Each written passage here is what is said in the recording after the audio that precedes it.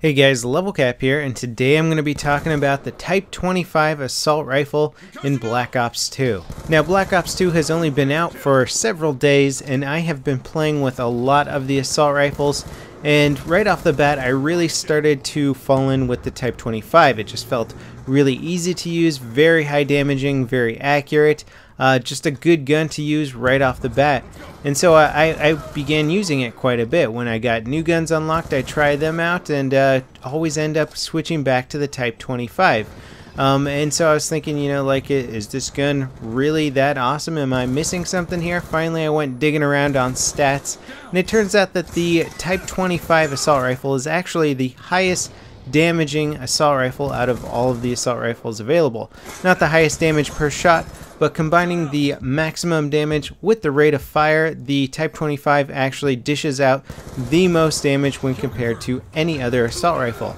Combined with its ability to dish out the most damage per second, it also has the highest rate of fire, meaning you're going to land a lot more shots, meaning that this gun is much more forgiving when you miss one or two shots. Say if somebody's running past you very fast and you're trying to get a shot off on them, or you're hip firing in close quarters, you can miss a few shots and this gun is still going to have an extremely high damage per second. Now, based on my past experience with tactical shooters, I can tell you that damage per second is possibly one of the most important stats when considering a gun for its performance in highly tactical situations or highly competitive situations. If you're looking for something to get the job done, then damage per second is probably the most important stat. You really need to be able to drop your opponents as fast as possible so that they cannot dish out damage back towards you. If you're running with a slower rate of fire weapon and you run into a player of equal skill to yourself, you will probably lose that gunfight. If you're both start shooting at the exact same time with the same accuracy, the person dishing out more damage per second will win that firefight.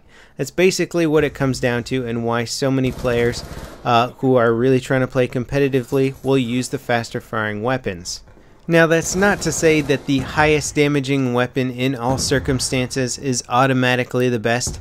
Sometimes there are factors like uncontrollable recoil or small magazine capacity, which can really reduce a weapon's effectiveness in general, but that is not the case with the Type 25. All these clips here, I am not using any sort of foregrip to help stabilize my fire or any sort of attachment on the gun to improve its accuracy. I am using a scope, but that's about it. Everything else I've basically put into the fast reload magazines or the quick draw foregrip, which allows me to zoom down sights faster, or I've been running with the custom stock to help me move quickly while aiming down sights. But in all those circumstances, this gun was very easy to control and very easy to keep my crosshair on target when aiming at both close quarters and longer ranges. Now, I generally don't believe that there are any single best weapons in any game that's at least well balanced, but I do believe that there are some guns that just are the best at all situations, or make the best out of all situations. Sure, some guns might be extremely good at long range but suck at close quarters. Some guns might be excellent at close quarters but really suck at long range. And my opinion has always been, if you can find a weapon that does all of the things pretty darn well, can basically adapt to all the situations that you need, then it can definitely get my seal of approval and my recommendation for probably one of the best guns in the game. So far, based on my experiences in Black Ops 2, I think that the Type 25 is definitely working to fit that bill. I've tried a lot of the assault rifles out there. A lot of them are quite good, but I always come back to the Type 25 just because of its sheer damage output and its versatility. Now let's talk about the damage model for the Type 25 so you can better understand its killing potential. For its maximum damage in close quarters, it can do 33 damage per shot. That means it's a 3-shot kill in close quarters, not counting headshots. The damage does drop off to 22 per shot at extremely long ranges, which means it can be up to a 5-shot kill at the maximum range, but you can still 4-shot a guy at up to 110 meters away, which is pretty far away. In fact, most engagements are going to be closer than 110 meters, regardless of what map you're playing on. Now, if you're engaging your opponent in close quarters where the gun is still doing 33 damage per shot, this gun can dish out 495 damage per second. That is a huge killing potential. I mean, you can literally kill pretty much 5 guys in a second were you to land all your shots. Now, that's kind of an impossible scenario for most situations, but it just gives you an idea for just how much damage this gun can actually dish out. The problem with a weapon that shoots at 900 rounds per minute is that if you're not on target when you start shooting, you might actually be out of rounds by the time you get your crosshair on target. So make sure you pull the trigger when you're actually aiming at your opponent. This gun could actually seem quite difficult for perhaps a novice player who's still working on their twitch reflexes or their aiming. You might end up wasting most of your bullets on the wall or around your target before actually getting your crosshairs on target. So if you are still working on your aim and your twitch reflexes, in that case a slower firing weapon might be more suited to you until you get much more precise with your aiming and can make better use of a faster firing weapon. Now, as far as recommended attachments for this gun go, a lot of that stuff is highly personal. As you can see here, I have unlocked the final attachment for this gun, which is the millimeter scanner, and that basically can show me where guys are if they are in a close proximity to me. As long as I'm aiming down sights, it'll scan out with those little beams and show me where they are, even if they're around corners. It's quite nice actually for highlighting guys, and I really do like this sight. Now, as I mentioned earlier, I didn't really find the need for using any sort of foregrip or anything like that to stabilize my fire.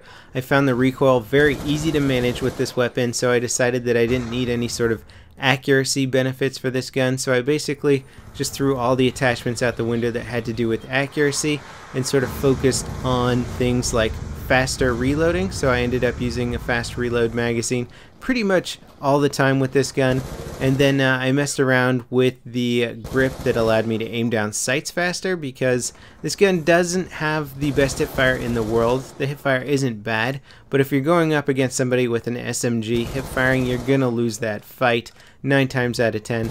So basically I ended up focusing on fast aiming down sights. If you run into somebody with an SMG, you're going to want to be able to aim down sights as fast as possible so you can try and get the advantage in that situation. Now, a setup that I ended up having a lot of success with was using the fast mags, adjustable stock, and the quick draw.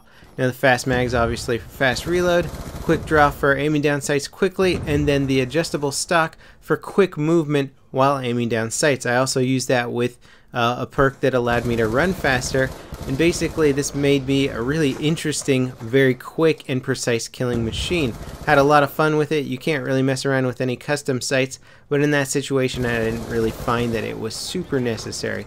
I might play around with that setup more. There's still a lot of tweaking and playing to do with the attachments. Again, it's highly personal, and you can really just set it up for your personal preferred play style. But ultimately, I think this gun is versatile enough to really support just about any play style. So if you like to run and gun, if you like to be more sneaky, whatever it is, you can really customize this weapon to assist you in that play style.